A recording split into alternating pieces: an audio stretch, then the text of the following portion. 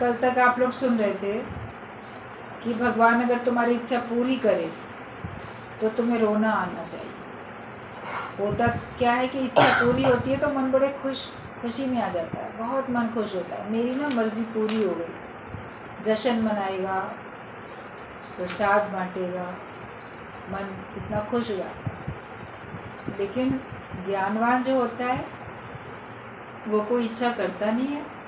अगर मान लो उसने कभी कोई इच्छा की होगी और वो पूरी होती है तो उसके पूरे होने में उसको कोई खुशी नहीं होती, उसको उसमें भी बंधन की अनुभूति होकर कष्ट महसूस होता है कि भगवान तुम मुझे अगर दे रहे हो ये माया मेरी इच्छा के अनुसार, तो मुझे इसको संभालना पड़ेगा, मुझे इसमें लिप्त होना पड़ेगा, ये मेरे लिए एक बंधन का कारण है।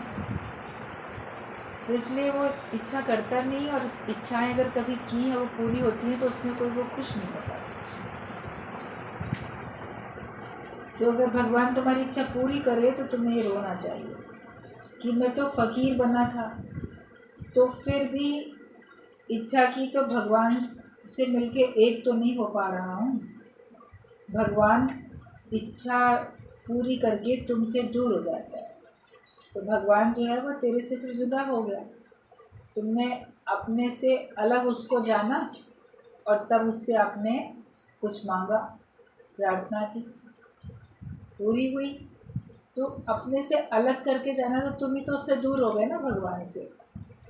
और जब कोई वस्तु मिल जाती है, इच्छित वस्तु मिल जाती है, तब फिर उसमें आपको लिपायमान होना ही पड़ता है, आपको उसको समय देना ही पड़ता है। तो जो अलमस्त फ़कीर है वो तो सब कुछ छोड़ के भगवान की महिमा के गीत गाता है। इच्छाएं उसको फिर संसार में बांधती हैं, फिर जन्म मरण के चक्कर में लाती हैं, तो इसलिए वो इच्छा रहित होता जाता है। तो भगवान भी तुमसे जुदा हो जाते हैं अगर तुम इच्छाएं करते हो। पर भगवान तो निरिच्छा वाला है, और जो निरिच्छा होके रहता है वो खुद ही भगवान हो जाता है। अगर आपके अंदर में इच्छा नहीं है, man minus desire is equal to God, अगर तुम्हारे अंदर इच्छा नहीं है तो तुम ही भगवान का रूप बन जाते हो। अपने को इच्छा रहित करते चले जाओ, कुछ नहीं चाहिए। कितनी कितनी चाहनाएं अंदर में हैं, दबी पड़ी हैं चाहनाएं, मुझे ये मिल जाए या मैं ऐसा हो जाऊं, बहुत चाह रहती है। और जो कुछ प्राप्त हो जाता है उसका फिर अभिमान होता है। लोग अगर अपने को स्वस्थ रखने के लिए सवेरे प्राणायाम, योगा, एक्सरसाइज अगर करते हैं तो उसका भी अभिमान करते हैं। मैं तो कितना काम करता हूँ, मैं कितना सवेरे उठता हूँ, मैं कितना स्वस्थ रहता हूँ, या मेरी उम्र 50 साल है, मैं तो 25 साल का दिखाई देता हूँ। इसी बात में खुश हुए पड़े। तो ये अहंकार ही तो है। तुम्हारी आयु कितनी भी है और तुमने अपने को अच्छा वेल मेंटेन करके रखा है, तुम देखने में उतने नहीं लग रहे हो, तो भगवान की कृपा है, अच्छी बात है। खुश अगर हो जाते हो ठीक है, अहंकार क्या करना इस बात का। क्योंकि जोगी को जोग का अभिमान है, योगी को योग का अभिमान है, गृहस्थी को गृहस्थ का अभिमान है, ज्ञानी को ज्ञान का अभिमान है, मैं बड़ा ज्ञानी हूँ। लेकिन तत्वत निरभिमानी होता है, जो तत्व को जान लेता है वो निरभिमानी होता है। बाकी हम तो ज्ञानी हैं। हमेशा ये बात चलती है कि आप अगर मान लो अज्ञानी हो और आपको ये अनुभूति हो जाए कि मैं अज्ञानी हूँ और मुझे ज्ञानवान बनना है, तो उस अज्ञानता के अहंकार को तुम छोड़ देते हो। लेकिन जब आपको ये एहसास होता है मैं तो बड़ा ज्ञानी हूँ, तो ज्ञानी बने का जो अभिमान आता है उसको तुम नहीं छोड़ पाते। जो दृष्टांत आप लोग ने कई बार सुना है कि एक महिला थी, वो बहुत बड़े घर में रहती थी, बड़ा सा लॉन, बड़ा सा गेट। उसके घर में एक बार बिल्ली मर गई। तो बिल्ली मरी तो वो बिल्ली को उठाया उसने, लपेटा किसी कपड़े में, और वहाँ पे कहीं दूर नदी में या कहीं ऐसे उसको डालने गई। मर गई, अब इसको तो कहीं ना कहीं इसका करना ही पड़ेगा। छोटे छोटे जो जीव होते हैं, जानवर, उनको पानी में ही बहा देते हैं या किसी भी तरीके से उनको घर से तो हटाते हैं, डिस्पोज ऑफ करते हैं। तो वो खुद ही उठा के ले गई और उसको वहाँ पे वो नदी में बहाया, छोड़ा। इतनी देर में क्या हुआ कि एक बीमार ऊँट था, अब उसका गेट खुला रह गया, तो बीमार ऊँट उसके गेट में से अंदर दाखिल हो गया। बड़ा सा लॉन था, अब वो गेट को तो खुला छोड़ गई थी, नहीं ध्यान दिया, घर को बंद करके गई, गेट खुला रह गया। वो ऊँट अंदर चला गया, अंदर आके वो वहीं बैठा और उसकी मृत्यु हो गई। जब लौट के आई तो देखे मेरे तो लॉन में ऊँट मरा पड़ा। अब ऊँट मरा पड़ा है तो ऊँट को कैसे उठाए? उसको तो नहीं उठा सकती ना। बिल्ली को तो उठा के डालना आसान था, उसने खुद ही कर लिया वो काम, क्योंकि उसने चाहा इसको हटा देना है तो वो हटा सकी, उतना बल था उसमें, उतनी सामर्थ्य थी। लेकिन ऊँट को उठा के ले जाने की, कहीं दूर छोड़ आने की, उसमें अकेले में तो सामर्थ्य नहीं थी। उसके लिए तो उसको कई लोगों की मदद लेनी पड़ी ना, तब तो ऊँट वहाँ से उठ के जा सका। तो इसका सिद्धांत गुरु जी बहुत अच्छा बताते थे कि अज्ञानी को अज्ञान का जो अहंकार है, उसको जब वो ज्ञानवान बनना चाहता है तो उसको स्वयं ही छोड़ देता है। उसको अपना अहंकार विकार जैसे तंग करता है, और तो खासकर अहंकार, तो अज्ञानता के अहंकार को तो वो खुद ही दूर कर देता है, गुरु की वाणी से खुद दूर कर देता है। उसमें इतनी सामर्थ्य है कि अपने अज्ञान को, जीवा वाले अज्ञान के अहंकार को वो दूर कर पाता है। लेकिन फिर सत्संग सुनते सुनते तो ज्ञानी बनने का जो अहंकार आता है वो ऊँट की तरीके से, वो फिर इतना बड़ा ज़बरदस्त अहंकार आ जाता है, मैं बड़ा ज्ञानी, मैं बड़ा समझदार, मैं होशियार, मैं अच्छा भजन गाता हूँ, मैं अच्छा वाणी बोलता हूँ, मैं इतना लोगों को अट्रैक्ट कर सकता हूँ। तो फिर वो जो अहंकार आता है वो ऊँट की तरीके से है, उसको तुम्हारा बलबूता नहीं है कि तुम उसको छोड़ सको। उसके लिए फिर अगर हटाना चाहते हो, अगर वो मरे हुए ऊँट को हटाना चाहेगा कोई, तो उसको फिर कई लोगों की मदद लेनी पड़ेगी। ऐसे ही अपने ज्ञानी बने के अहंकार को दूर करने के लिए तुम्हें गुरु की, साध संगत की, सारी सृष्टि की, सारी प्रकृति की मदद लेनी पड़ेगी। इस राह पे आगे बढ़ने के लिए आपको जड़ चेतन हरेक के आशीर्वाद की ज़रूरत होती है, आशीर्वाद रूपी मदद लेनी पड़ती है, और अपने अहम को हमें गलाना पड़ता है, मैं कुछ नहीं हूँ।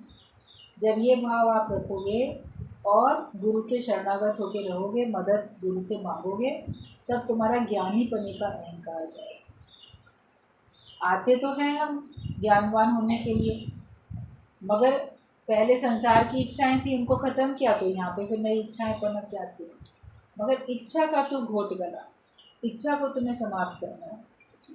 तो अगर तुम किसी प्रकार की भी इच्छा नहीं करते हो तो तुम खुद ही भगवान हो जाते हो। हारने वाले का आधा मुंह काला और जीतने वाले का तो पूरा मुंह काला। मतलब क्या है कि जो, अगर मान लो आप हार रहे हो तो फिर आपका आधा मुंह काला है, मतलब कि थोड़ा आपके ऊपर है कि ठीक है हार गया हार गया।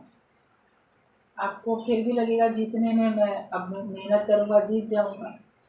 थोड़ी आपके अंदर में है, जैसे भी गुरु जी की बात चल रही थी कि जितना जीत लिया उतने की खुशी करो। 80% नंबर भी लाया बच्चा तो पहले उसकी खुशी तो करे, और फिर कोशिश करे कि ठीक है मैं अगली बार 90 लाऊंगा, अगली बार मैं मेरिट लिस्ट में टॉप पे आऊँगा। लेकिन जितना कर लिया उतने की तो खुशी करें। आजकल तो बच्चे उतने की भी खुशी नहीं करते हैं, जितना मिल जाता है उनको कम ही लगता है। गुरु का कहना होता है जितना तुमने अपने अज्ञान को दूर कर लिया उतनी खुशी करो, और जितना तुम माया में, विकारों के आगे, माया के आगे जितना तुम गिरे, हार गए, तो उसके लिए फिर प्रयास करो, मेहनत करो। तो उसमें हम थोड़ा तो परेशान होते हैं, लेकिन थोड़ा आप अपने आप को वापस पूरा बनाने के लिए प्रयत्नशील भी रह जाते हो। लेकिन जो जीत गया, जिसको ये भाव आया मैंने तो ना माया को जीत लिया, मैंने मन को जीत लिया, जब मैं तो टॉप पे पहुंच गया, मैं तो मेरिट लिस्ट में फर्स्ट आ गया, तो उसका कितना अहंकार बढ़ जाएगा। आधा अगर हारे आधा जीते, कुछ थोड़ा सा कमी है, तो तुम्हारे अहंकार में भी कमी है। लेकिन कोई चीज़ तुम्हें पूरी मिल गई तो उसमें तुम्हारे अंदर कितना अहंकार आता है, तो उसको तो दुनिया बोलेगी ये देखो जीत गया किसी भी चीज़ को, मगर वो भगवान के आगे तो फिर हारा ना, क्योंकि उसके अंदर अहंकार आ गया जीत का। श्रेष्ठता के अभिमान से हमको बचना है। भगवद गीता में ये बात बोली गई है कि श्रेष्ठता के अभिमान का त्यागी दो, मैं बड़ा श्रेष्ठ हूँ, ये अभिमान है। इस अभिमान का तुमको त्याग करना है। जब इसका त्याग करोगे तभी तो भगवान से मिलके एक हो सकते हो, तभी तुम में और भगवान में कोई अंतर नहीं रहेगा। अपने अंदर की चेकिंग होती रहे और अपने अंदर से भगवान की तुलना करके जो दोष है उनको दूर करते जाओ। हूबहू अपने को भगवान के जैसा बनाने के लिए पुरुषार्थ करते, किसी प्रकार की भी इच्छा हमारे अंदर आने ना पाए। तो कहा जीतने वाले का तो मुंह पूरा ही काला होता है। इच्छा पूरी होवे या नहीं ये बताओ, तुम बताओ तुम क्या चाहते हो, तुम्हारी इच्छा पूरी होनी चाहिए या नहीं पूरी होनी चाहिए। अगर आप सांसारिक व्यक्ति हो तो बोलोगे इच्छा ज़रूर पूरी होनी चाहिए। अगर भगवान को पाने की चाह है तो आप संसार की इच्छाओं को पूरा करने के लिए कभी नहीं प्रार्थना करना। वो एक शुभ इच्छा रखता है कि मुझे परमात्मा तू मिल जाए, मुझे ब्रह्म ज्ञान मिले, मैं जन्म मरण के चक्कर से छूटूं। ये इच्छा उसकी संकल्प में परिवर्तित हो जाती है और वो संकल्प दृढ़ होता है। संकल्प करके वो उसके लिए प्रयत्न करता है, पुरुषार्थ करता है, फिर उसको वो प्राप्त कर लेता है। फिर उसकी वो इच्छा भी खत्म हो जाती है। संसार की इच्छाएं हटाने के लिए परमात्मा को पाने की शुभ इच्छा है।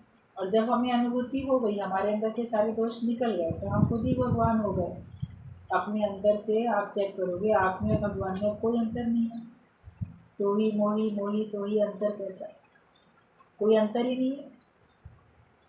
तो जब ये समझ में आया फिर और कौन सी इच्छा करनी है। लेकिन अहंकार फिर आ जाता है, अब मेरे में भगवान में कोई अंतर नहीं, तो अहंकार तो फिर गिराता है। गिरावट से पहले अहंकार आता है। जब जब तुम्हें किसी बात का भी अहंकार अंदर में आए तब थोड़ा सा विचार कर लेना, अब आगे मेरी गिरावट शुरू हो रही है, होने वाली है, इसको मैं अभी रोक लूँ। अगर मैं अभी नहीं कंट्रोल करूँगा तो इतना गिरूँगा कि फिर मेरे लिए उठना मुश्किल हो जाएगा। कहते चढ़े तो चाखे प्रेम रस, गिरे तो चकनाचूर।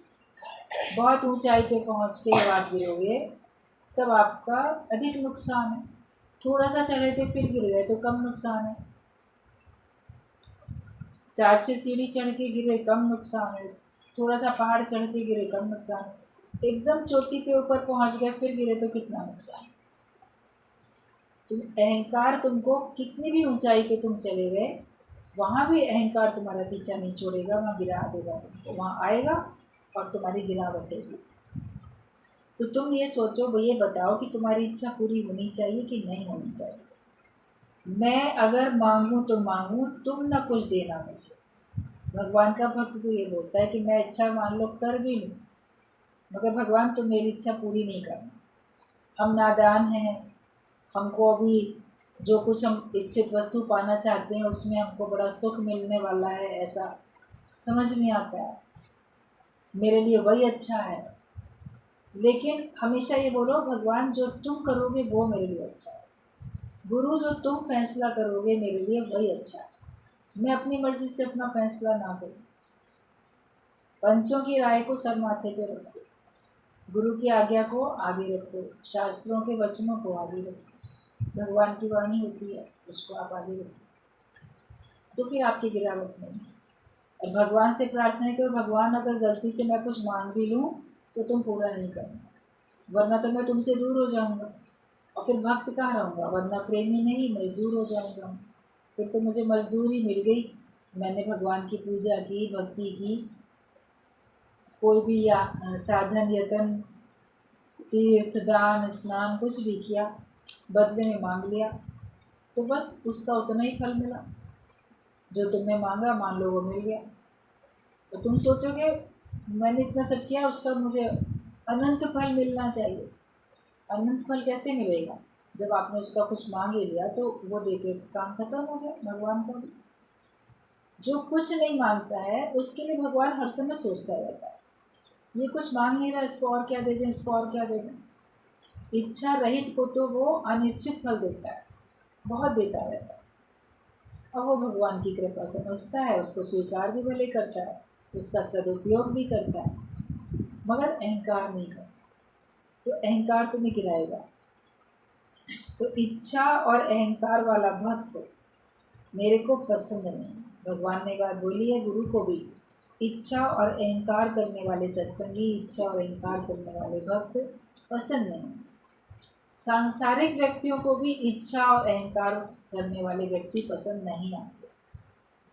अपने से पूछ के देखो, क्या तुम किसी अहंकारी व्यक्ति को पसंद करोगे? या जो हर समय इच्छा करता रहता है, मुझे ये चाहिए, मुझे वो चाहिए, तो क्या उसको तुम पसंद करोगे? बोलोगे इसका मांगना तो कभी ख़त्म ही नहीं होता, ये तो जब देखो तब मांगते ही रहता है, जब देखो इसके अंदर इच्छाएं भरी पड़ी। भगवान ने जितना दे दिया उसमें ये सब्र नहीं करता, संतोष नहीं करता, तो उसकी खुशी नहीं मनाता। जो मिला है उसको तो छुपाता जाता है पीछे पीछे, और जो नहीं मिला उसके लिए आंसू बहाता रहता है, पुकारता रहता है। तो ऐसा व्यक्ति खुद भी तो पसंद नहीं आएगा तुमको। एक सांसारिक व्यक्ति को ही पसंद नहीं आएगा तो गुरु को कैसे पसंद आए, भगवान को कैसे पसंद आए? तो इच्छा और अहंकार हमारे अंदर में ना हो। तुम दूसरे की थाली के लड्डू को देखता है कि मेरे को मिल जाए। अगर तुम चाहते हो दूसरे की चीज़ मुझे मिले तो फिर तुम डायन हुआ। मतलब कि जो डायन होती है ना, जो कही जाती है, वो दूसरे की चीज़ को लेके हड़प के चली जाती है। कहते हैं ना, ये तो डायन है, ये खा गई हमारी संपत्ति, हमारी माया, या फलाने व्यक्ति को ही ले गई, उसके प्राण ले गई, तो उसको डायन कहा जाता है।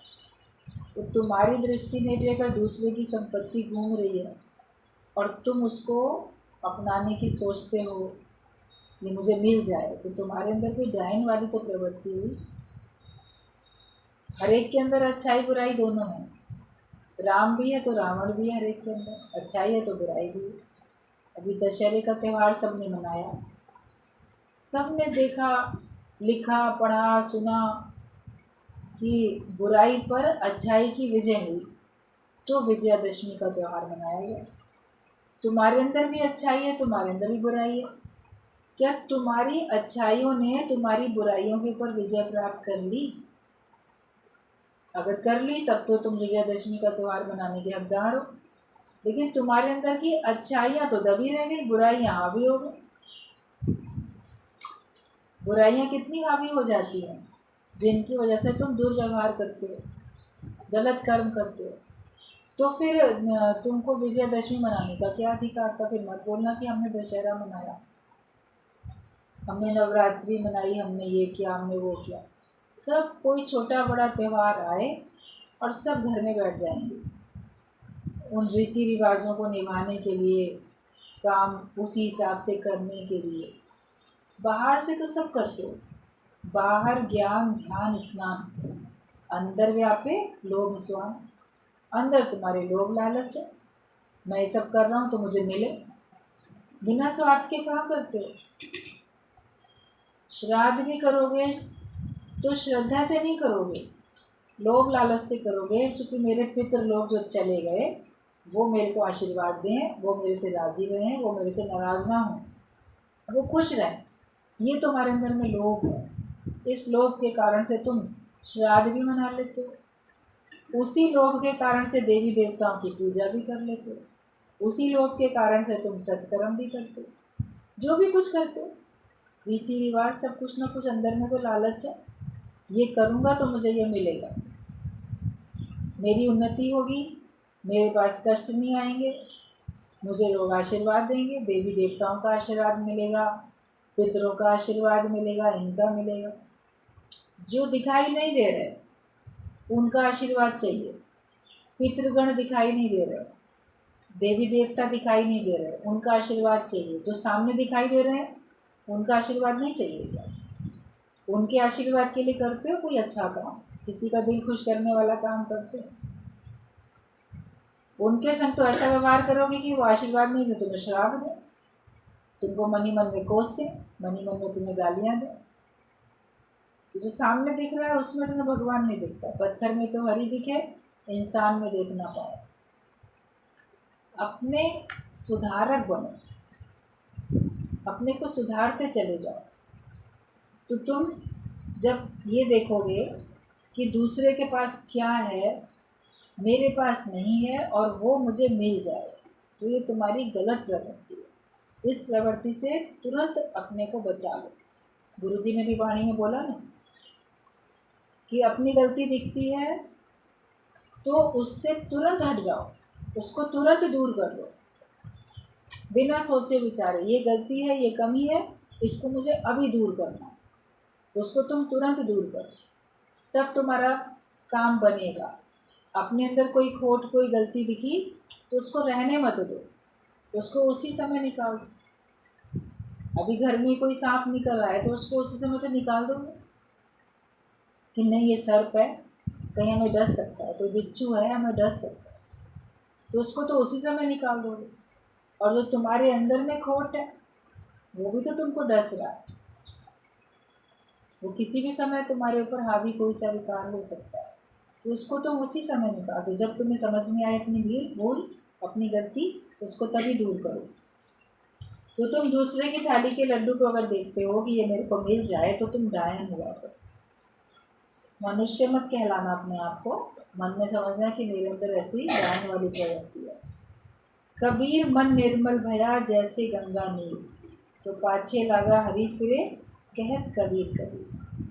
और जब तुम्हारा मन बिल्कुल निर्मल हो जाता है, उसमें किसी प्रकार का दोष नहीं, खोट नहीं, कोई मलिनता नहीं, अंदर में प्रसन्नता है, जिसको देखते हो उसके लिए भले की भावना है, परिचित व्यक्ति को देखो, अपरिचित को देखो, कोई तुमसे मित्रता रखता है, कोई तुमसे शत्रुता रखता है।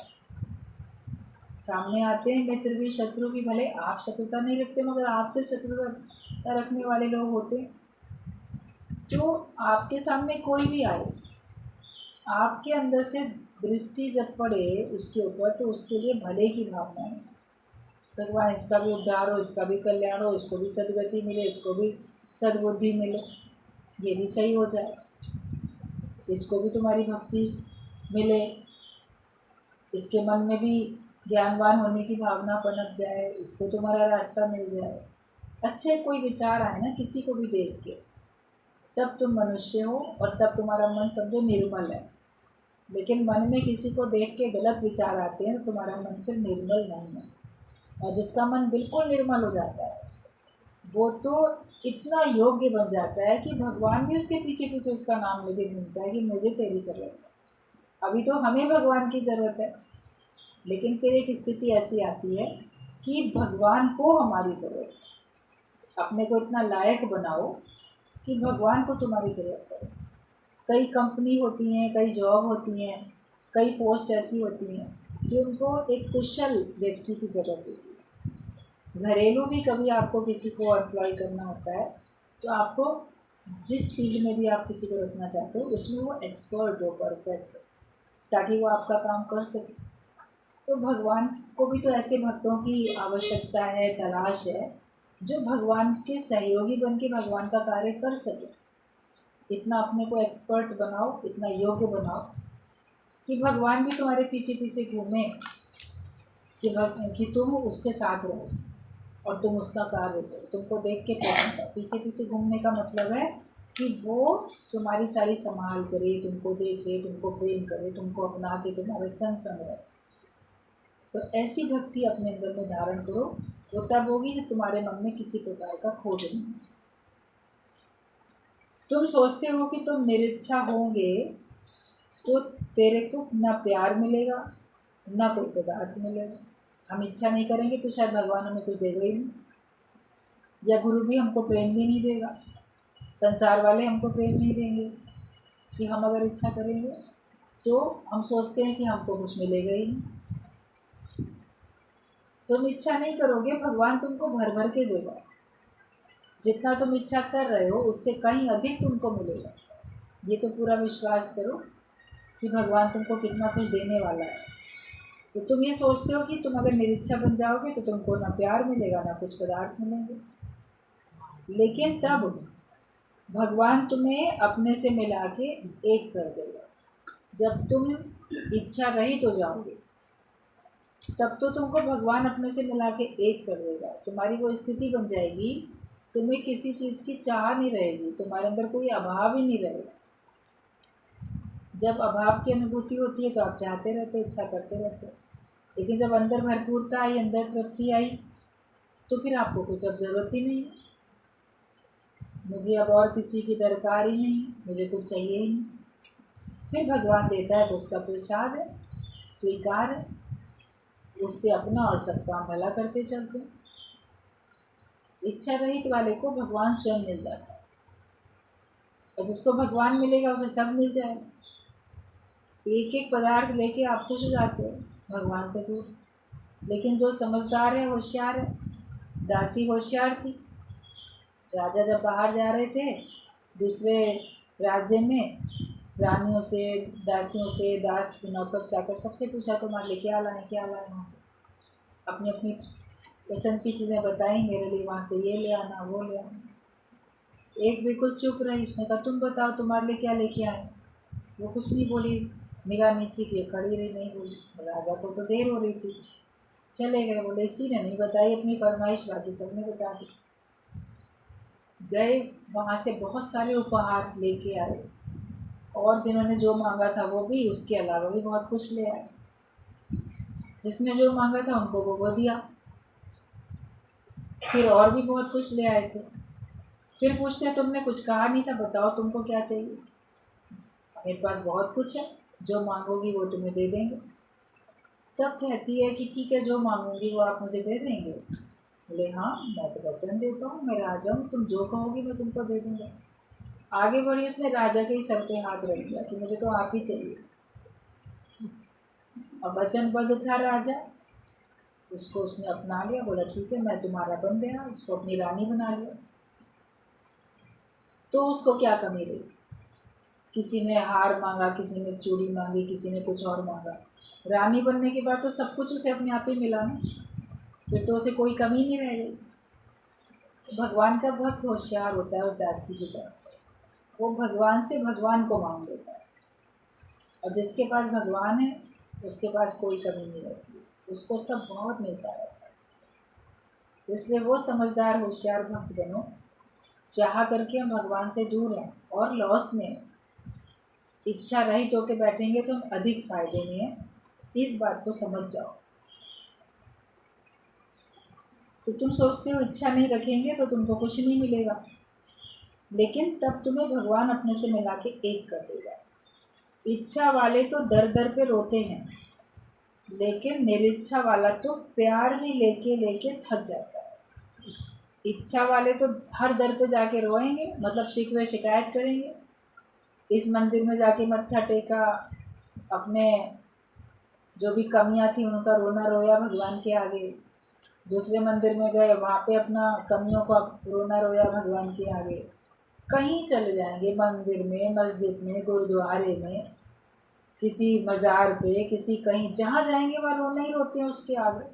अरे तू पीर फकीर है, मेरी इच्छा पूरी कर दे। गुरु के आगे आएंगे, कोई संत महात्मा के आगे भी जाएंगे तो भी अपना रोना रोएंगे इच्छाओं का। तो इच्छा वाला तो दर दर पे रोता है, लेकिन जो इच्छा नहीं रखता है उसको तो भगवान इतना देते रहते हैं कि वो ले लेके थक जाता है।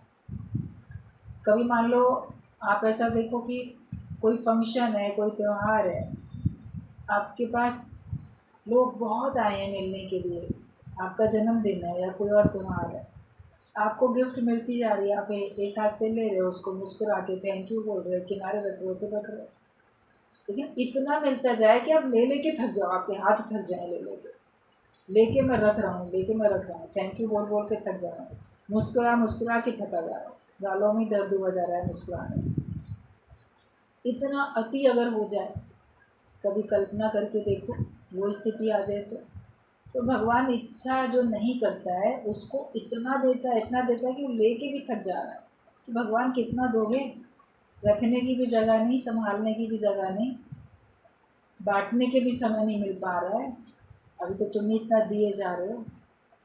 इच्छा जो नहीं करता उसको इतना मिलता है, इच्छा वाले को कुछ नहीं मिलता, वो तो भटकता ही रहता है। तो इच्छा तो हमें रखनी नहीं है। अपने को भगवान से मिला के एक करो। जात हमारी आत्मा परमेश्वर परिवार, हमारी आत्मा की जाति है और हमारा परमेश्वर का परिवार है। बाकी मेरी ब्राह्मण क्षत्रिय वैश्य शूद्र जाति नहीं है, मेरी आत्मा की जाति है। मैं आत्मा हूँ और भगवान भी वही है। मैं ब्रह्म हूँ, भगवान भी वही है। जो भगवान है वो मैं हूँ, जो तू है सो मैं हूँ, जो मैं हूँ सो तू है। यही बस एक पक्का करो। सब हमारे फैमिली मेंबर हैं। जुदाई काहे की, किसको वैर करें, किसको कम प्यार करें, किसको अधिक प्यार करें, भाई सभी हमारे परिवार के हैं। जहाँ दृष्टि जाए बोलो सब मेरे परिवार के हैं, तो किसको कम समझूं, किसको अधिक समझूं। अभी किसी को कम समझते हो, किसी से लड़ाई झगड़ा करते हो, लेकिन उसी जगह पे तुम्हारा बहुत प्रियजन हो तो उसको तो अपनी खुशी से ही दे डालोगे सब कुछ। जिनके साथ आपका मोह होता है, जिनके साथ आपका प्रेम होता है, उनको तो आप अपने हिस्से की चीज़ भी दे देते हो और वो इस्तेमाल करता है, तुम्हें बड़ी खुशी होती है। तुम खा लो, मेरा तो तुमको देख कर ही पेट भर जा रहा है। बच्चे तू खा ले, मेरा पेट भर जा रहा है। आपने अपने लिए भी कोई चीज़ रखी होगी, उतनी होगी, आपका बेटा और मांगेगा, माँ ये तो बहुत अच्छी चीज़ है, मुझे और दे दो। तो आपकी अपने हिस्से की भी तो दे देते हो ना उसको। हाँ हाँ तू खा ले, कोई बात नहीं, हमने तो बहुत खाया है, हमने तो बनाया ही था, हमने तो बहुत खाई ये चीज़, हम कल फिर बना लेंगे, ख़त्म होती है तो होने दो। वहीं कोई और अगर कहेगा तो अरे मेरे हिस्से का रखा है, मैं इसको क्यों दे दूँ। तो सब जब तुम्हारा ही अपना परिवार है, अगर ये मान लोगे तो तुम्हारा किससे वैर है, किससे विरोध है। सब मेरे अपने आप है। हर एक की उन्नति में हम खुश हो जाएं। तुम देवताओं की उन्नति करो, देवता तुम्हारी उन्नति करेंगे। तो बस ये समझो कि सब हमारे परिवार के ही हैं, जुदाई किसी से भी नहीं है। तो किससे वैर करें, किसको कम प्यार करें, किसको अधिक प्यार करें। सबके साथ ज्ञानी का बराबर का प्यार होता है, बराबर का भाव हो जाता है। दिए करोड़ हों तो भी ज्योत तो एक ही है। लोग कितने भी दिखें, नाम रूप हमको कितने भी दिखाएगा, लेकिन सब में ज्योत तो एक ही है। सर्व में ज्योत ज्योत है सोई, सब में एक ही ज्योत विद्यमान है। सब घट मेरा साइया सुनी सेज न को, बलहारी व घट की जो घट प्रगट हो। तो सभी जितने भी शरीर दिखाई देते हैं सब में भगवान विद्यमान है। जैसे कोई सेज बिछी हो, कोई पलंग बिछा हो तो लगेगा ये खाली है, कोई कुर्सी रखी है ये खाली है, इस पे किसी को बैठना चाहिए। तो हर एक के अंदर भगवान विद्यमान है। हर एक के घट में कोई सेज जो एक विशेष है वो शून्य नहीं है, उसमें भगवान है विराजमान पहले से। लेकिन बलहारी उस घट की जा घट प्रगट है, जिस घट में से वो भगवान प्रकट हुआ उसके प्रति हम बलहार जाते हैं। है तो सब में अच्छे बुरे, सब में भगवान है, लेकिन जिसके अंदर से भगवान प्रकट हुआ आपको महसूस होता है, उसके आगे तो आप बलहारी जाते हो, उसके आगे तो आप नतमस्तक होते हो, उसके आगे तो आप श्रद्धा विश्वास आदर मान सम्मान सब रखते हो। जब आपने भगवान देखा उसमें, तब आपके अंदर स्वतः ही श्रद्धा विश्वास मान सम्मान अपने आप आता है। आपकी दृष्टि में जिसमें जो कुछ आपको दिखाई दे रहा है आप उसके संग वैसे ही व्यवहार करते हो। शत्रु दिखाई देता है तो शत्रु वाला व्यवहार करते हो, मित्र दिखाई देता है मित्र वाला करते हो। भगवान को कोई किसी रूप में, कोई किसी रूप में भजता है। कोई भगवान के बाल रूप की, सूरदास थे भगवान के बाल रूप की आराधना करते थे, उनको भगवान बालकवत होकर दिखता था। किसी को किसी रूप में, किसी को किसी रूप में दिखता है। लेकिन जिस घट में हमको साक्षात ब्रह्म प्रकट होता है, दिख जाता है, साक्षात भगवान दिख जाता है, तो हम उसके आगे बढ़ा जाते हैं। बाकी तो हम अपनी सहूलियत के लिए जो संसार के रिश्ते नाते थे वही रिश्ते नाते हर एक में देखने लगते हैं, और उससे आपका वैर विरोध खत्म हो जाता है, शत्रुता खत्म हो जाती है। मगर रिश्ते नाते देखना भी तो बंधन का ही कारण है। एक बार बात चल रही थी सत्संग में, किसी ने कहा कि फलाने संत ने ना ये उपदेश करा कि जो भी नारियां दिखें तो जो छोटी बच्ची हो उसको अपनी बेटी का रूप देखो, जो अपने बराबर उम्र की है उसको अपनी बहन करके देखो, जो बड़ी है उसको अपनी माँ करके देखो, बहुत वृद्ध है उसको अपनी दादी करके देखो। ये कितनी अच्छी बात बोली, कितना पवित्र संबंध रखे। तब गुरु ने कहा बहुत अच्छी बात है, लेकिन देखा तो नारी ना, लड़की है, बहन है, माँ है, दादी है तो स्त्री, भगवान तो करके नहीं देख रहा है ना। जब तुम भगवान करके देखो, रिश्ते नाते देखने अच्छे हैं, आपकी पवित्र भावना होती है, मगर फिर भी बंधन तो है, तुम्हारी तो मुक्ति नहीं है ना। आत्माकार तो आत्मा ही देखता है, ब्रह्माकार वृत्ति वाला तो ब्रह्म करके देखता है। हम हर एक को भगवान करके देखें तो अपने में भी देख पाओगे, वरना अपने को भी कोई संबंध जान के किसी के साथ भी अटक जाओगे कभी भी। अपने से शुरू करना है ना, ब्रह्म देखना तो अपने से शुरू करना है। अपना एनालिसिस करो कि मैं कौन हूँ, क्या मैं ये 5 तत्वों की देह हूँ, क्या जो मेरा नाम रूप है जो मैं अपने को देह से जोड़ के एक अपना अलग अस्तित्व मान रहा हूँ भगवान से अलग, क्या वो सत्य है? वो तो मिटने वाला है। जो सत्य है वो मेरा स्वरूप है। तू अपने घर में ज़रूर आ जा, खुदी के बदले खुदा को पा जा। ये भजन की लाइन आती है कि तुम अपने सत्य स्वरूप में, अपने निज रूप में आ जाओ। जो अभी तक मेरी खुदी थी, ये मैं हूँ, उसको हटाओ और भगवान को प्राप्त कर लो। मतलब भगवान जैसे तुम हो जाओ। तो जिस घट में वो प्रकट हुआ दिखता है, उसी घट के ऊपर हम बलहार जाते हैं। दिया बाती तेल तुम्हारा सब तैयार है, वो केवल गुरु के संग से जल जाता है। मान लो आप पिछले जन्मों में बहुत मेहनत करके आए, लेकिन फिर भी इस जन्म में तुमको ब्रह्म ज्ञानी गुरु की ज़रूरत पड़ती है ना, तो उसके संग से तुम्हारे अंदर ज्योत तुरंत जल जाती है। किसी को अभी तैयार करनी पड़ती है। अभी दीपावली में जब दिए आप ले आते हो, उनको मिट्टी के दिए पहले बनाए गए, मान लो बनाने में मेहनत लगी, फिर आप बाज़ार से लेकर आए, उसके बाद उनको पानी में डुबो के उनको बिल्कुल तेल के लायक सुखा के तेल भरने के लायक तैयार करते हो। तेल भी डाल दिया, बत्ती बना के वो भी उसमें डाल दी। उसके बाद क्या देर होती है, बस एक जलता हुआ दीपक लेके या मोमबत्ती या माचिस की तीली, उससे आप बाकी सब जलाते चले जाते हो। जलाने में तो देर नहीं लगी, लेकिन उसको दिए को बनने में और जलने योग्य उसको तैयार होने में टाइम लगता है। कोई ये सब तैयारी करके आए तो गुरु के संपर्क में आके उनका ज्ञान जल्दी प्रकट हो जाता है। किसी के साथ अधिक मेहनत करनी पड़ती है और किसी को स्वयं भी अधिक मेहनत करनी पड़ती है। तो गुरु के संग से ही होता है। गुरु ही हमको दिया बनाता है, देने वाला बनाता है, और गुरु ही हमारे को इस लायक बनाता है कि हमारे अंदर ज्योत जल सके। और वो तेल भी डालता ही रहता है, वो भी वही डालता है, अग्नि भी हमारे अंदर वही डालता है, वही लगाता है।